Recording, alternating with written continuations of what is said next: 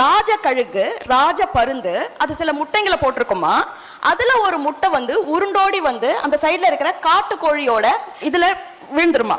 So அந்த காட்டுக்கோழி என்ன பண்ணுமா, பருந்தோட முட்டைய தனதுன்னு நினைச்சுக்கிட்டு அடகாய்க்குமா.